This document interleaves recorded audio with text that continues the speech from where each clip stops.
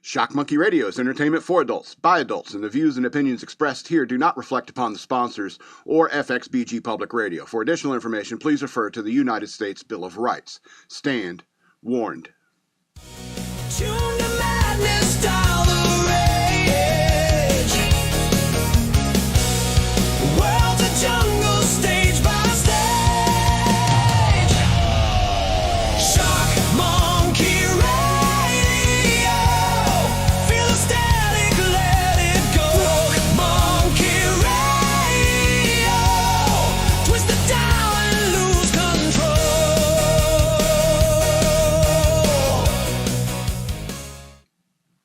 You know, I think that there's an experience that's universal to all of us. And, you know, you go on a trip, say.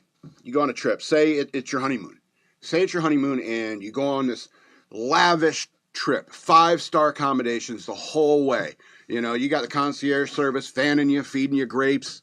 Sleep. Every single chair is comfortable. Every meal is a banquet. Every bed you sleep on is like sleeping in heaven. But when you come home and you lay down in your own bed, there's nothing like that feeling. And it could be way worse than the beds you were sleeping on, but it's your bed. It's your home bed. Even if you're just watching your friend's dogs while he goes off on a very lavish vacation, you know, you're like, man, I am so glad to be home and in my own bed. And I think we all love that, don't we? You know, I was thinking about when I was in the Navy, you know, my parents kept my room the way it was while I was in the Navy. And so when I'd come home here to Fredericksburg from Norfolk, when I'd get like 72 hours off, I would drive up here and just sleep in my own bed. And man, let me tell you, that recharges your batteries in a way you don't really know. So anyway, how's the live thing going? Welcome to Shock Monkey Radio. I'm your host, the Madman. Hopefully you can hear me now. I have a Patreon. Go to patreon.com/shockmonkeyradio. Become a patron today. I'd very much appreciate it. Or you can send me money through Cash App. Use the cash tag shockmonkeyradio, all one word. You can also follow me on social media up there. So, yeah. Independence Day is coming up. And all the fireworks going on, the heat wave we're going through, all the sweating the monkeys doing. Yeah, it's like 100 degrees out there. The heat index, anyway. And it's going to be a heat wave all the way into July 4th, and there may be thunderstorms around here on July 4th. But we'll tough it out. I mean, 250 years, that's impressive. You know, I was thinking of that. I was conceived during the bicentennial year, 1976. Yeah, I was born in 77, but I was conceived in the bicentennial. Now here we are at 250. You know, my dad, he served in Vietnam. Well, not in Vietnam. He joined the Navy, became a corpsman, was training to work with the Marines in Vietnam, but he ended up, because he's smart, he ended up going to Okinawa and working in neurology and psychiatry. His father, my grandfather, was in the Navy, and he was, you know, driving those guys ashore in North Africa, so forth. You know, long history of the Navy, and I joined the Navy in my family, so I mean, we got a long history of the Navy. I joined.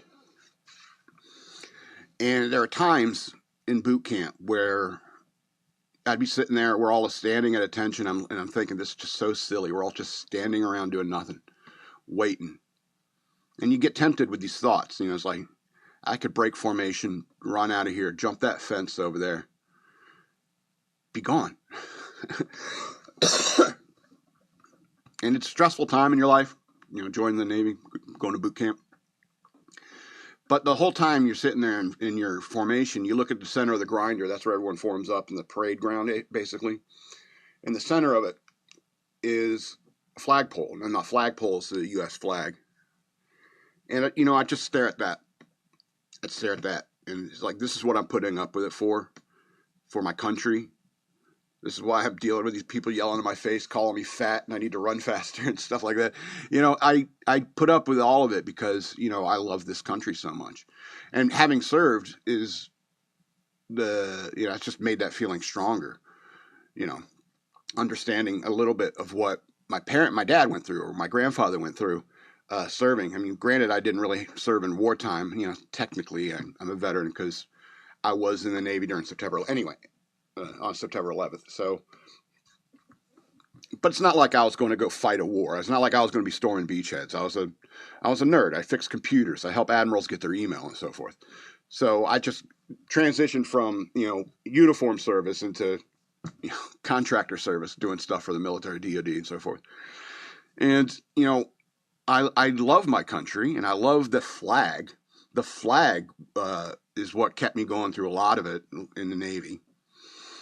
And when people fly it upside down or burn it, or like in Gangs in New York, remember I talked about this, where they wear a flag as clothing? That really pisses me off, because I think everyone who served has a real connection with the American flag. And I think as Americans, we should all have a connection to the American flag. So when there's some assholes out there who want to burn it or fly it upside down, or during the 4th of July, they want to fly the pride flag. It's like, oh, I'm not happy. I hate Trump so much. I'm not going to fly an American flag. It's like, you know what? I was never less patriotic, or didn't love my country any less just because Bill Clinton was president, or Barack Obama, or the horrible Democrats recently that we've had in office. I didn't love my country any less. I disliked them because I love my country, because I knew they were ruining it. They were ruining it. And everything you see in the news today that is, wrong in this country is a bunch of Democrats screwing everything up. Moving away from a republic and towards a centralized authority, and that centralized authority is starting to be taken over by democratic socialists. All right? This is my beloved republic. I'm going to stand up for it. I'm going to stand up for it to the day I die. And it's because I love my country. It's because I served. And it's because this really is the greatest nation on the planet. And I suggest that you go visit other nations before you even think that this nation sucks.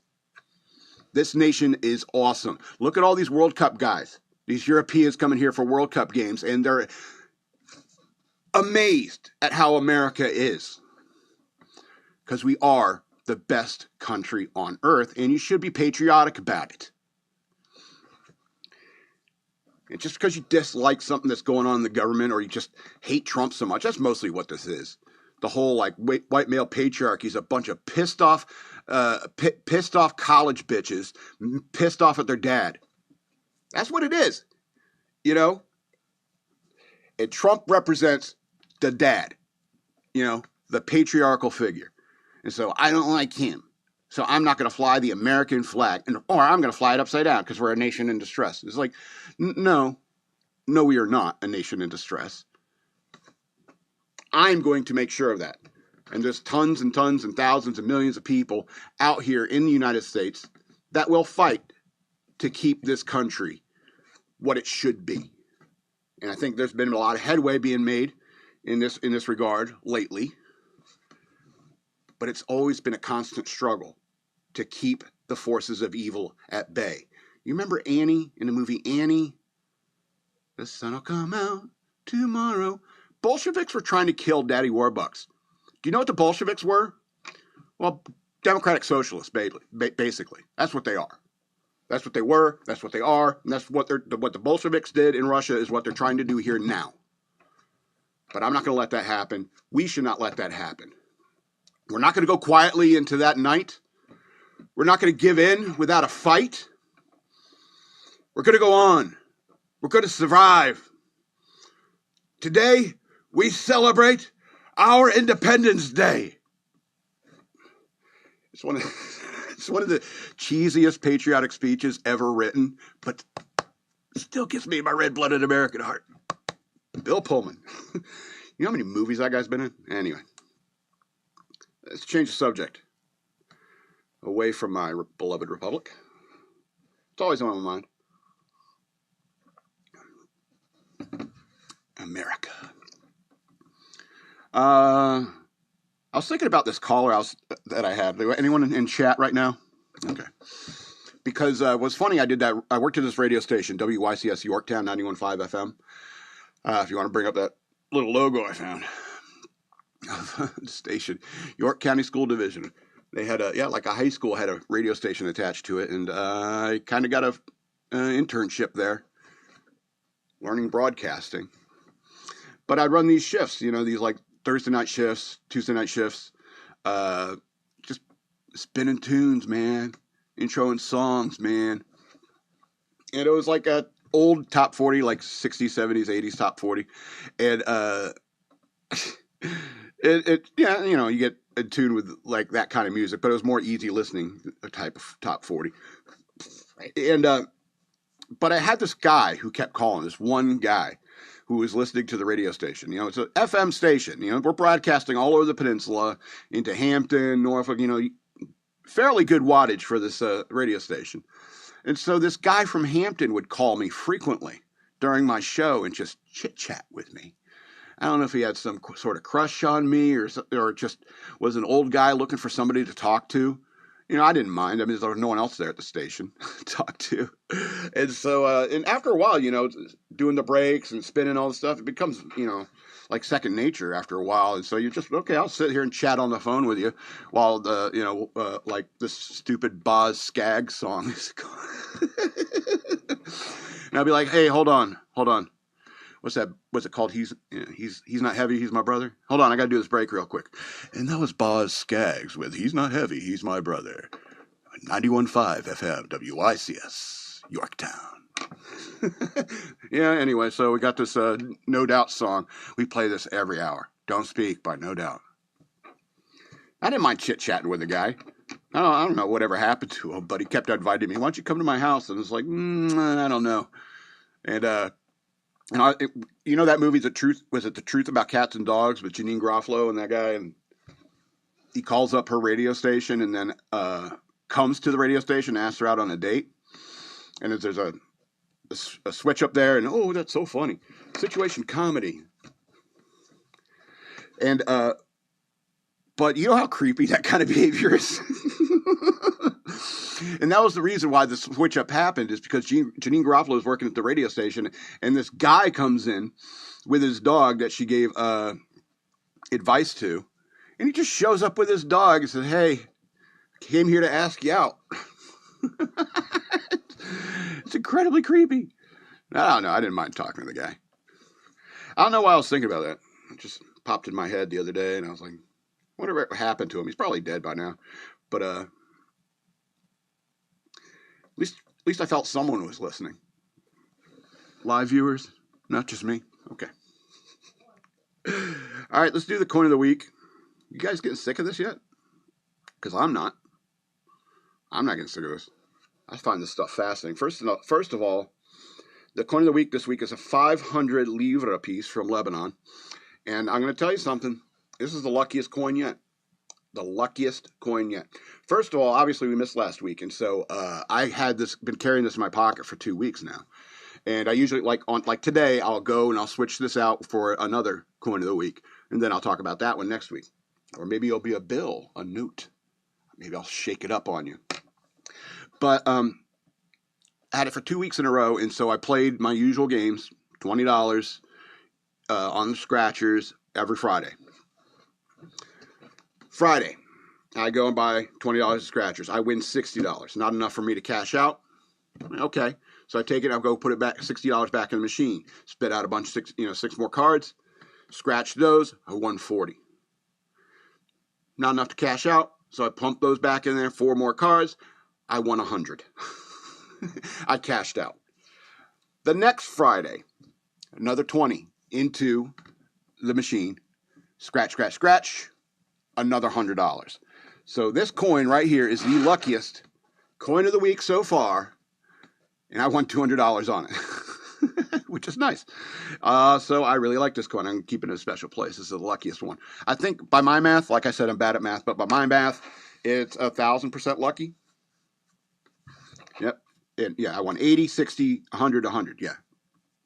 500 livre coin. This is 500. It's also called 500 lira or 500 Lebanese pounds. Circulation coin from Lebanon. It's very low purchasing power, 500, due to economic situation in Lebanon. Obviously, you've heard of Lebanon being mentioned in the news. Lebanon has dealing with Hezbollah, and this is the problem with when Islamic culture invades your nation. Once the population gets to be about 10%, they're like, you all need to live like we do, and you're like, what? And so that's why tolerance of these people is just you can't do it. You can't tolerate them. And so because of this, all the stuff that's going on in Lebanon with Hezbollah and Israel, they're shooting at each other. It drives down their currency. It drives down the value of their money. Anyway, but it's made out of nickel-plated steel or steel-plated nickel. Well, which is it? It's about 24.5 millimeters in diameter and about 6 grams of weight. It has a plain edge, so it's great for spinning and not so great for scratching. You got a little digs in the cards sometimes. Anyway, it was issued from 95 to 2009. I believe that what's the year 96 on this one? Yep. All right. One side. Did I miss the obverse side? Okay. Head side. All right. Features a stylized cedar tree, national symbol of Lebanon, Arabic inscriptions meaning Bank of Lebanon, 500 livres, and the year 1997 or 1996. There's 2 different dates on there. That's weird. The tail side has a large 500 in the center with livres and Banque du Liban. Below, dated 1996. So even you see this, right? Segmented, thick, circular border design.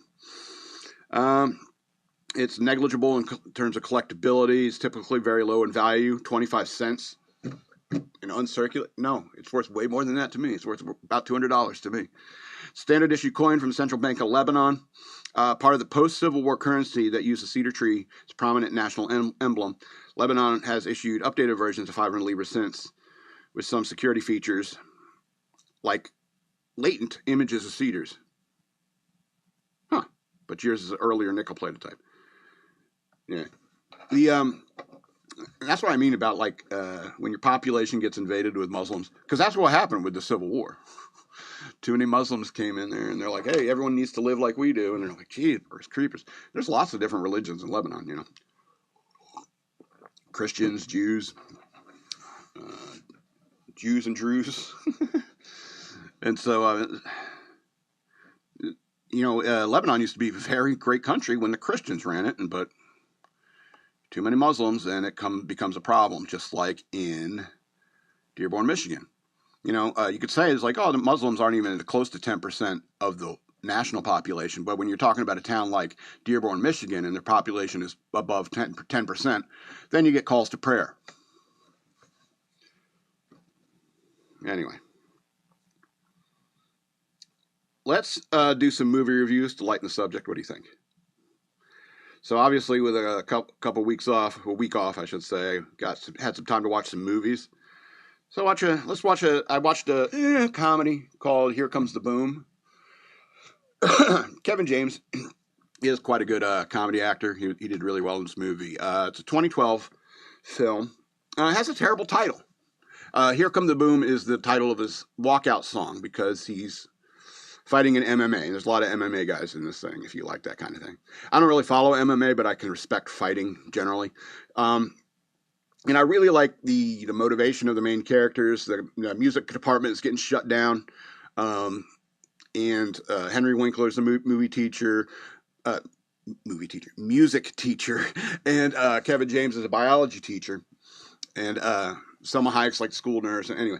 And so they're trying to save the music program because of budget cuts. And so after some trial and error, they realize, okay, I have an idea. If I lose an MMA, I saw this guy lose on MMA and he got $10,000. So I'm going to do that. I could lose. I can get my ass kicked. I've done that before. And sure. And so that was his plan. He's like, I'm going to fight in MMA until I make up enough money to, save the music department, which is great. I liked Henry Winkler's character. It's been a long time since he's been the Fonz, huh? He's really kind of a softy kind of guy, generally. In terms of personality, the way he carries himself, he's like a real softy. And so, but he's a music teacher, and he's an inspiring music teacher, and kids love him. And music is important. I really like the quote in the beginning of the movie. He does the quote of the day. And it's probably the only quote really worth repeating of Friedrich Nietzsche, which is, without music, life would be a mistake. which is quite brilliant. And I mean, everyone loves music. Here Comes the Boom is the title of a song. But they also used Holly Holy from Neil Diamond, Blue Eyed Gospel. And I love that song. And so the point is that, everyone loves music, and you really shouldn't cut music programs. It's really important. There's even several scenes where the girl says she uses songs to learn things. And so she's teaching this guy a citizenship test. And so she says, what's your favorite song? Oh, the Journey song, Highway Run. And so she teaches him, it's like, America has a president. He serves a 4-year term before he's done. Was that Faithfully? It's a good tune, right? So everyone loves music, and that's the point. Also, if you like fighting, it's kind of a hilarious movie in that regard because, I don't know, it's like because he's a biology teacher, a high school teacher. Actually middle school teacher.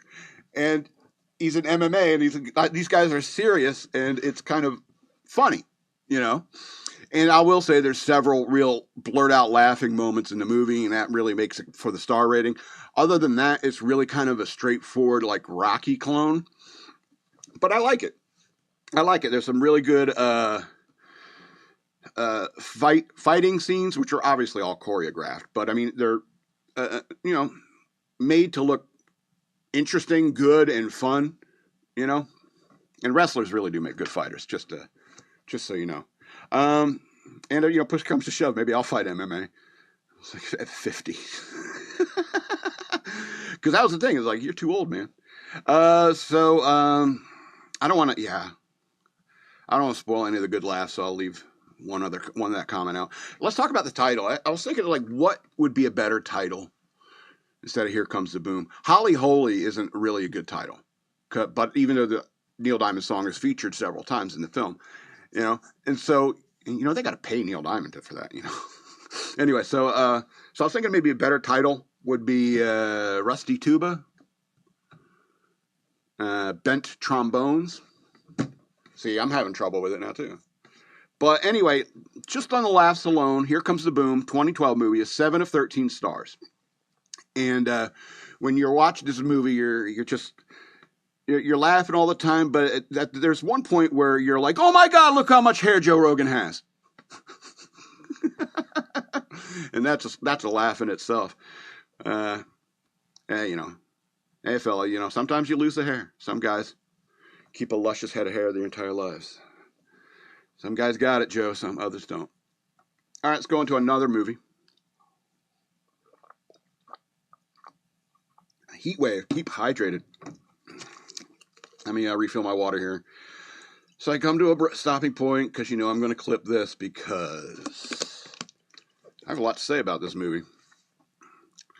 All right. Today we're going to review The Magnificent Seven, 2016. Horses! Oh. I picked out that picture and it's still, that's a scary looking group, isn't it? There's even humans on top of them, and you know what? They all have weapons. It's even scarier. Scary looking group. All right, 2016 movie, Magnificent Seven. It's almost a perfect Western. And I know what you're thinking is like, but there's horses all over Westerns. I know. But if Western is really good, I can kind of ignore it. Because, even though my heart horse on screen, my heart might, but at the same time, this is just a movie. It's just a movie. It's not real. It's just a movie. So I can get past it.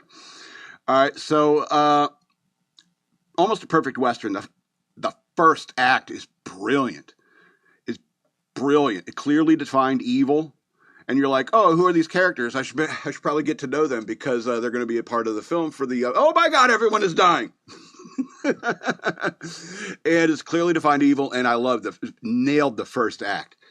All right, the second act, though, is mostly a bunch of, you son of a bitch, I'm in. You son of a bitch, I'm in.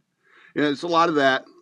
But you also do get more insights into the characters, which are fantastic. The characters are fantastic in this. You got Ethan Hawke's complex character, and he is complex arc, and his close friend / bodyguard, Billy Rocks. Oh, by the way, all the names are fantastic. Goodnight Robichaux, Billy Rocks, Jack Horn, Emma Cullen, Red Harvest. He's an interesting one, the Native American guy right there at the end. I think he was Pawnee. His memory serves.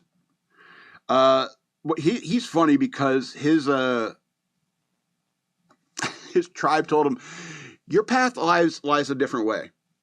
You should probably, follow this different path of yours. And eventually Red Harvest gets to the point, I guess, in his tribe, they're like, oh, you want me to leave? They're like, yeah, well, you need to walk. You're a special kind of guy. You need to walk your own path, a very different path.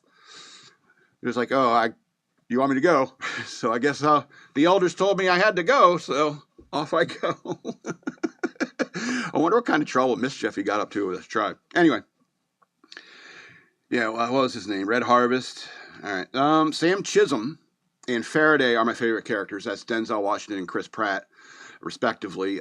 Chisholm, Washington, is a lawman he's very concerned about justice, and as they all should be. And even though he's good at his job and valued at it, and he's like his price is too high for somebody, just asking, hey, we need some help. This is real big jerk named Bogue, and he's like, but he's concerned about justice, and he's as serious about justice as criminals are about crime. And I always love a character like that. It's a straight man kind of lawman character. A fantastic performance, obviously, by Denzel. He's always great. But even if you have a character like this, you need somebody like Faraday. You need like Chris Pratt's character to play alongside a straight man. And Josh Faraday's probably my favorite character. He's a card player, jokester, drinker, smoker, fast, and loves his pistols. And he lives on just this side of the law. Yeah, he's definitely my favorite character. So far, so good. The end of the second act is amazing. And the end of the third act is amazing. And I don't want to give it away, but I mean, if you haven't seen this movie, it is fantastic. But the movie nailed all the most important points. First act hard. Into the second act. Into the third act. Fantastic. Fantastic story. Amazingly well written. Great names. So congratulations to Nick and Richard. Wait, Nick Pizzolatto? True Detective Nick Pizzolatto? Huh. Nice. Anyway, the Magnificent, the 2016 remake, and you guys thinking that, the 1961 is way better. And it's like, you guys in your old Westerns, the art form has evolved. All right? Just be honest and say you miss Yul Brynner. Okay? The art form has evolved from not only for the equipment being used, but also the way that actors act and perform has evolved and gotten better over time since 1960. Anyway, 2016 remake of The Magnificent Seven, 11 of 13 stars. Now, I thought you said it was almost perfect, Madman. Well, you're right. But here's the thing. When you have a large cast, it's easier to make sure that you have a character from every race represented. When the characters are this good, it usually doesn't bother me. But there's absolutely no diversity in the bad guys. Okay? Bogue and all his corrupt cops are white guys. And so you're not supposed to feel bad when they die, right? And one spoiler warning here. Even all the good white guys died. Okay? That's why it's 11 of 13 stars. All right, let's get to the news worth knowing.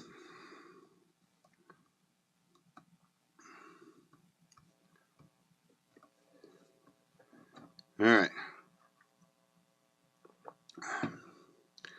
The nuclear stuff. This Iran thing. We're going to talk about the Iran thing. U.S.-Iran nuclear talks enter day 2 as Trump considers all-out war. Okay. Well, here's there's day 2. This is so ridiculous. They just keep starting the clock again. Anyway, so here's talking points. Representatives for the U.S. and Iran have entered the second day of nuclear de-escalation talks in Doha, Qatar on Wednesday, though Iran refuses to meet face-to-face with U.S. officials, forcing the decides to deal through Qatari mediators. Donald Trump has reportedly held multiple conversations on returning to all-out war if talks fail, in Iran if talks fail. He's trying to continue going through the diplomatic route for now, the Wall Street Journal reported. Iran's chief negotiator, Mohammad Bagher Ghalibaf, said Tehran will not move forward with a final agreement with the United States until commitments outlined in the previous agreed memorandum of understanding begin to be implemented. All right. I was optimistic when this thing started. All right. But the longer this has gone on, the more I think that whoever becomes president of the United States needs to have military experience. And because of what's going on, I understand that Donald Trump wants to spare lives, as many lives as possible. I get it. That is a noble effort. That's a noble undertaking. However, this is an enemy that you need to humble. You need to really, seriously bring them to their knees, because they're just going to continue stalling. You're just going to continue doing this kind of nonsense. It's like, oh, yeah, we'll make an agreement, and then, oh, no, we'll talk to the Qatari intermediaries because we trust them. We don't trust you. Now, you need to hit them hard. You need to hit them hard and fast. You give them a break. Say, hey, you gonna give us what we want? And then, well, if you give us 10 minutes, we're in the bathroom, give me a few minutes. And bam, bam, you hit them hard again. You back off for a day. You say, hey, you're going to give up the nuclear dust? You're going to let the Strait of Hormuz run freely like every other international waterway in the world? Well, we're kind of dealing with some rubble here. If you can give us 10 minutes, and you keep hitting them until they're like, oh, they submit. All right? Especially when you're talking about a zealous culture like Islam. These are zealots. They think when those missiles come to hit them, they think they're going straight to heaven. They're going straight to heaven, they think. It's a weird ideology. You know what taqiyya is? They're allowed to lie to anyone who is a non-believer. That's in their religion. And so, who's a non-believer? Anyone who is not Muslim. That's us. So they say to us that, yeah, we'll give you the nuclear material. They're lying. You hit them. You hit them hard. You hit them. You put them to their knees. You put your boot on their neck. Give it up. Give up the nuclear dust. Let the Strait of Hormuz run normally. You figure out your little weird Iranian bullshit after that. But you better give up the nuclear dust. Give up your nuclear ambitions. And you better give up the Strait of Hormuz. Just, act like every other country in the world and don't fund terrorists in Lebanon or in the West Bank, Hamas, or the Houthis. Just be normal, Iran. I was talking about, your foot on the neck. It reminds me of a joke. I think it was a movie trailer. Somebody says to this other guy, it's like Michael Bublé. Where do you stand on Michael Bublé? Windpipe? All right. You just got it? All right. Let's go to the next story about Tim Walz. Walz posts calling SCOTUS girls' sports ruling cruel backfires online as critics reveal what's even crueler. Crueler? Like the donut? What? That's not a word, is it? Minnesota GOP lawmakers were among those who condemned the governor's stance on women's sports. Minnesota Democratic Governor Tim Walz faced backlash from conservatives on social media after denouncing Tuesday's Supreme Court ruling on transgender athletes in women's sports, calling it cruel. Quote, as the Supreme Court says states can be cruel to trans kids, my message is clear. Here in Minnesota, we stand with and value our trans neighbors and youth. Walz posted on X as the Supreme Court was ruling in favor of the West Virginia and Idaho against trans athletes who sued to gain access to girls' sports. Excuse me. Walz's comments were immediately blasted on social media by conservatives, many of whom are from Minnesota. Quote, what's cruel is making a teenage girl already uncomfortable in her own skin change in a locker room next to a naked boy. Minnesota Republican State Senator Julia Coleman posted on X.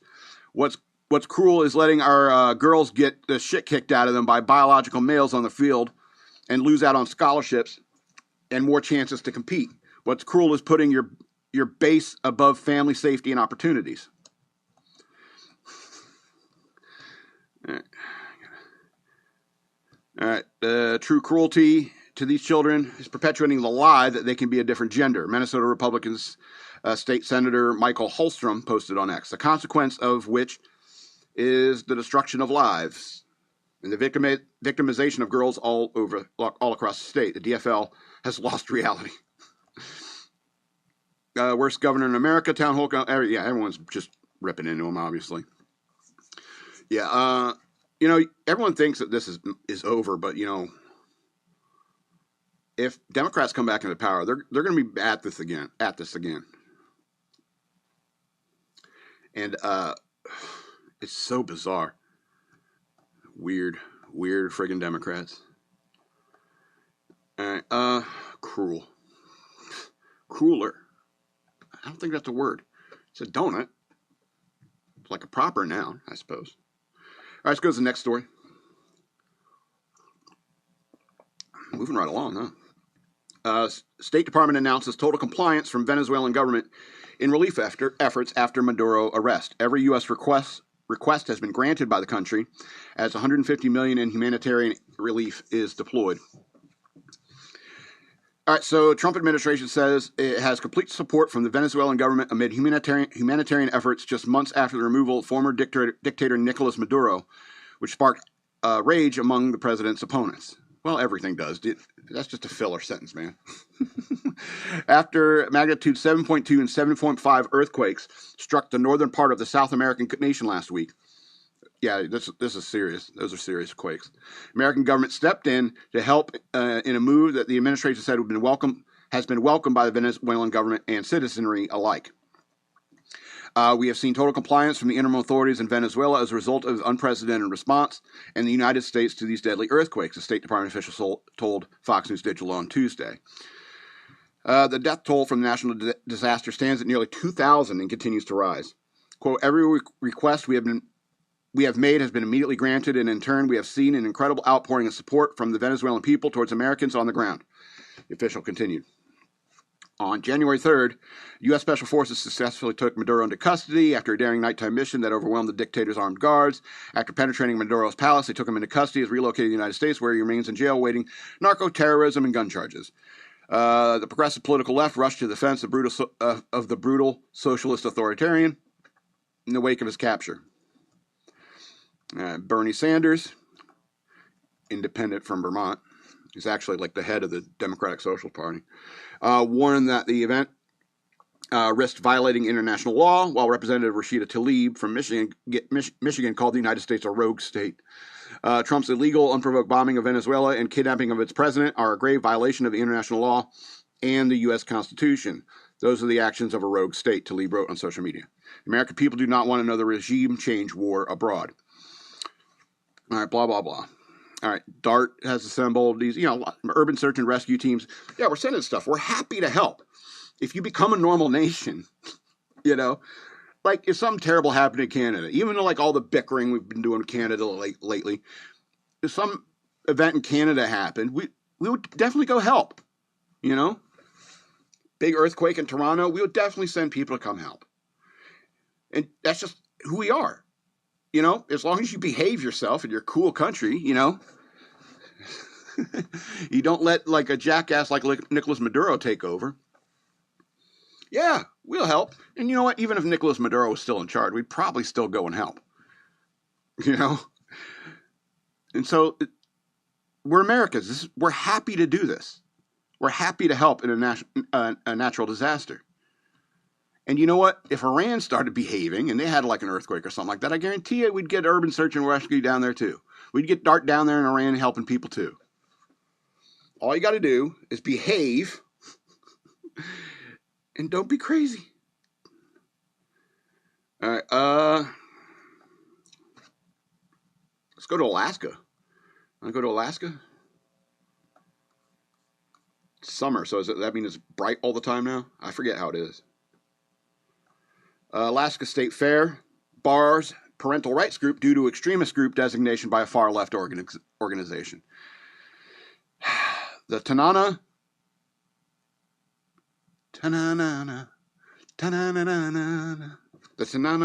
Valley State Fair Board rejected the chapter's one-day table application without providing a formal reason. A grassroots parental rights organization was barred from attending a state fair in Alaska after being accused of being a hate group by a local activist citing, like a single person, citing a controversial left-leaning watchdog organization. Okay. Moms for Liberty, a prominent national conservative group known for challenging public school library books and curricula they deemed to be inappropriate for minors, was denied an application to set up a one-day booth at the Tanana Valley State Fair in Fairbanks. It's going to be hard not to sing every time I say that word. Anyway, Fairbanks, Alaska's oldest state fair. Defending parental rights, this is a quote, and standing up for your children is not extremist, Moms for Liberty founder and CEO Tina Deskovich told Fox News Digital on Tuesday. She's kind of good looking. Hold on, let me go back up there. Take a look at her. Yeah, she's good looking. Anyway, according to her, Fairbanks chapter run by Gail McBride received a rejection letter on April 27th from the fair's board rejecting their application to participate in the event. It was pretty interesting. McBride, chair of the Moms for Liberty Fairbanks chapter, told the Alaska Watchman, the community needs to know it's just another one of these attempts to cancel conservatives by screaming loudly. Scott Vance, the executive director of the Tanana Valley State Fair Association, told Fox News Digital that members of and peoples associated with the local chapter have lacked decorum at board meetings, antagonized staff and association members in the past several months. The Tanana Valley State Fair Association reserves the right to deny any application at its sole discretion. Applications that, in the judgment of the association, may be reasonably expected to create a disruption, compromise the safety and comfort of attendees, or conflict with the fair's mission of providing a welcoming, family-oriented environment will not be accepted. He continued that vendors are responsible for their own actions, as well as the actions of their agents, employees, volunteers, and supplier. Aiming to promote their mission in defending parental rights, conservative group's local chapter applied for a single-day table at the annual gathering. Historically, the fair has been known for family-friendly events, livestock exhibits, and local crafts. McBride reportedly attended Tanana Valley State Fair Board of Directors meeting on April 15th to introduce the chapter and correct what she described as local misinformation about the group. Following her remarks, David Leslie, a former fair employee who remains heavily involved in the event, addressed the board to object to the group's presence. Leslie claimed that the Moms for Liberty is an anti-government extremist hate group, pointing to its designation by the Southern Poverty Law Center. That's what I was waiting for. That's what I was waiting for. You know, does everyone remember way back when the Southern Poverty Law Center was exposed for giving money to neo-Nazi groups and Klan groups because there's a what some people find to be a disturbing lack of racism in this country. So they're like, hey, if we give money to these groups, then we can take pictures of them and say, hey, they'll show up and give them a check. And it's like, let's take a bunch of pictures of you and your place. And they put it out in a newsletter, the Hate Watch newsletter. Look out, we found some Nazis. And we gave them a check, but we found some. How is the Southern Poverty Law Center not completely 100 discredited all over the nation by now? All over the nation by now.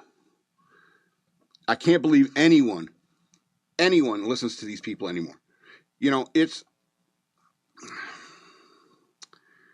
just, God, freedom of speech, you know, it's like, oh, you're a danger because you won't let us, trans the kids, You won't let us have these books describing how to give oral sex to kids. Just the fact that somebody wrote a book like that. I want to write a children's book that explains how to give and receive oral sex. You know What a disturbing thought. What's even more disturbing are the people who want to promote it. And the fact that, when the SPLC says anything, you should be like, that's a lie. That's got to be a lie. The SPLC says that Gavin McInnes is a hateful guy. It's a lie. He's an asshole, but he's not a hateful guy. But I'm kind of an asshole too, so. All right, excuse me. Let's go to two happier stories. Leave a good taste in our mouth before we head out into the rest of the week. All right. Now, this is taking forever to load. All right. Exclusive for Fox News by Jasmine Bear. Millions of newborns to receive special Social Security cards celebrating America's 250th birthday. SSA Commissioner confirmed the commemorative cards carry no additional fees for parents or taxpayers. Really? Millions of babies born during America's 250th anniversary celebration will receive a first-of-its-kind commemorative Social Security card under a new Social Security Administration initiative obtained exclusively by Fox Business. The limited edition cards, available only to children born in the United States between July 2nd and December 31st, 2026, will feature the official Freedom 250 logo while functioning exactly like a standard Social Security card, according to an announcement from the Social Security Administration shared with Fox Business. What if you lose it? What if it becomes destroyed? You going to print a new one? Or do you get like a regular one instead? Sorry, we did the one. You screwed up. You should have you can't laminate it. You should have kept it safe. Unlike commemorative coins, stamps, or anniversary merchandise, these cards will become one of the very first official federal documents millions of American children ever receive. Okay. Only babies born during the 6-month window will receive the Freedom 250 design, making it a once-in-a-generation keepsake tied to the nation's 250th birthday. It's a keepsake anyway. It's a Social Security card. You need it. You're forced to keep it as a keepsake. It's cool that it's different. Anyway, read on. Freedom 250 is a celebration of America's storied history and monumental monuments that shaped our nation, including the creation of Social Security over 90 years ago. SSA Commissioner Frank J. Bisignano said. I guess his job isn't to be a writer. Anyway, the next generation of Americans born during this historic year will receive limited edition Social Security cards bearing the logo under the leadership of President Donald J. Trump. We're strengthening our Social Security, improving service, and building the SSA to serve Americans today and in the future. Commemorative design is reserved exclusively for original cards issued through the agency's enumeration at birth program during the qualification period. Babies born before July 2nd or after December 31st, 2026, along with anyone requesting a special Social Security card, will receive the standard version instead. What if you did it just... Seriously, what is this costing us? Is this going to cost us?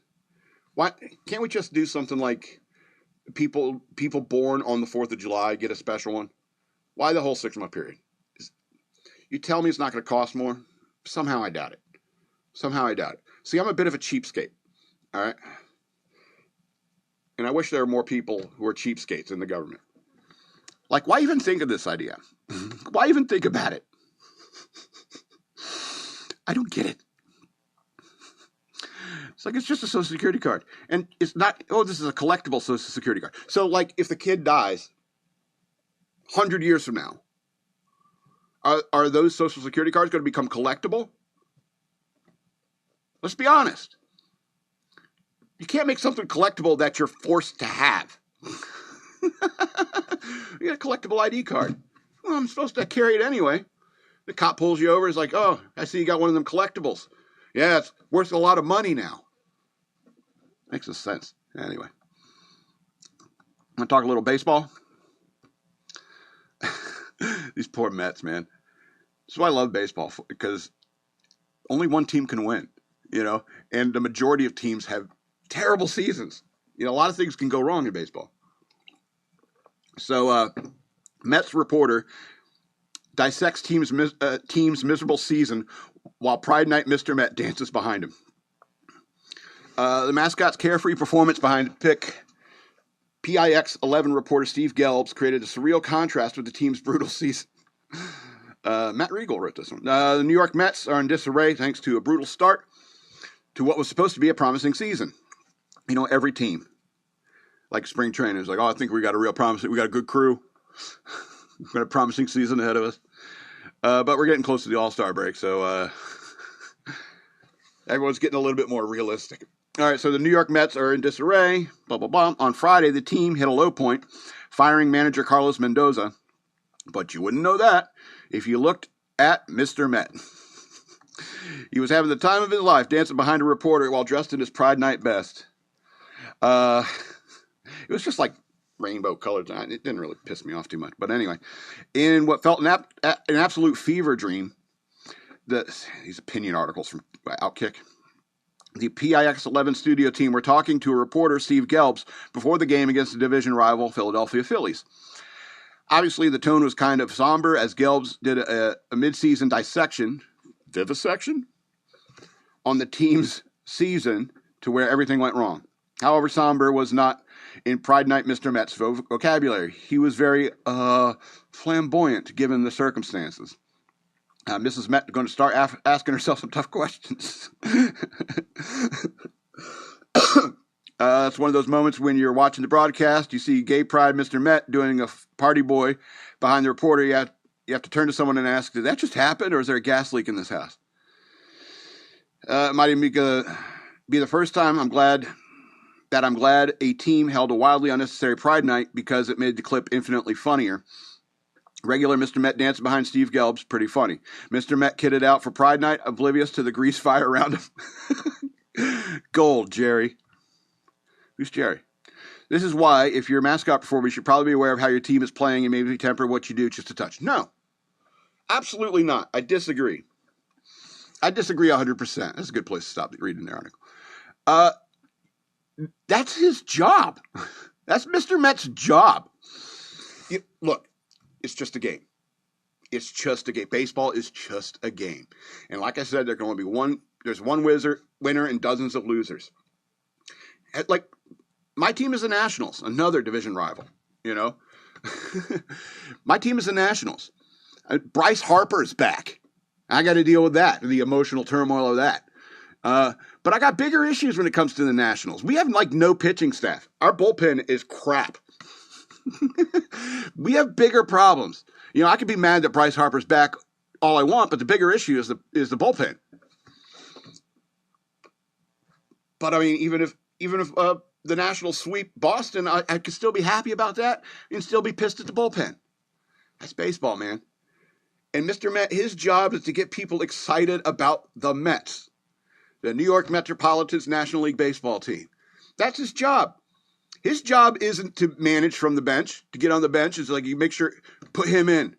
He's doing signals, you know. Swing away, bunt. Imagine if that was your signal to bunt.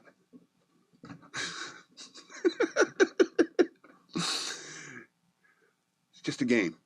All right, your team can suck. I mean, I understand the juxtaposition. The guy sitting there is like, well, you know, they fired the manager, and the team's just this week. I mean, this month, it's been so awful. And Mr. Met's dancing his ass off behind you.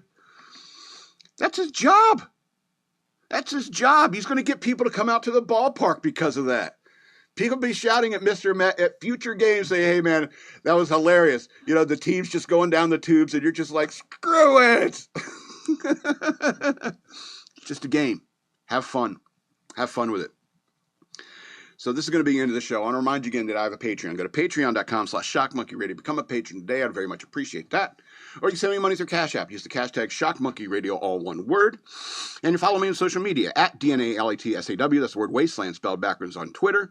At SLRobbins13 on Instagram. And Shock Monkey Radio Redux on Facebook. I hope you have a happy Independence Day. And help me defend our beloved Republic. This has been Shock Monkey Radio. I'm the Madman, and I love you. The Madman